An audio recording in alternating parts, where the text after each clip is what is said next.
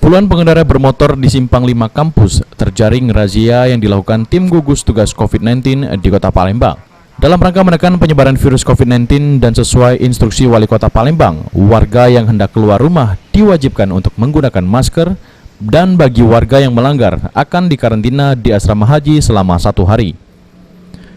Petugas gugus tugas COVID-19 Palembang yang terdiri dari Dinas Perhubungan dan Pol PP melakukan razia pada pengendara sepeda motor, angkot, dan kendaraan roda 4 pribadi. Bagi yang tidak menggunakan masker langsung diminta untuk memasuki bus transfusi agar didata.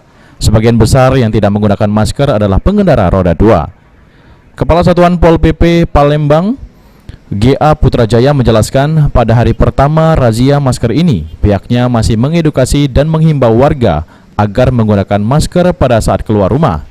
Namun pada hari selanjutnya baru akan dilakukan penindakan dan sanksi tegas dengan mengkarantina mereka yang melanggar ke asrama haji selama 1 hari.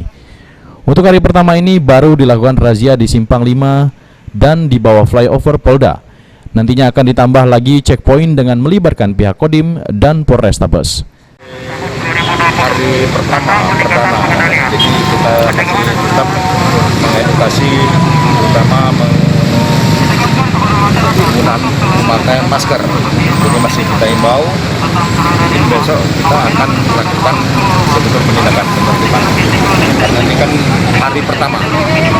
Masyarakat biar tahu. Jadi nanti kita lihat tadi masih banyak yang belum menggunakan masker. Jadi kita himbau gunakanlah masker pada waktu keluar rumah ataupun di area-area keramaian, termasuk di pasar-pasar. Berapa titik Pak ya kita melakukan checkpoint? Di sini ada pada hari ini ada 2 titik di Simpang 5 DPR, di bawah flyover 7. Jadi besok mungkin lebih banyak lagi penyebarannya, terutama untuk personil dari Disub, Pol PP, Kodim dan Polres. Jadi sifatnya mobile. Pak, biar masyarakat tahu sanksinya apa Pak yang apabila tidak memakai masker? Sanksinya kalau tidak menggunakan masker akan kita berikan sanksi di karantina 1 kali 24 jam di asrama.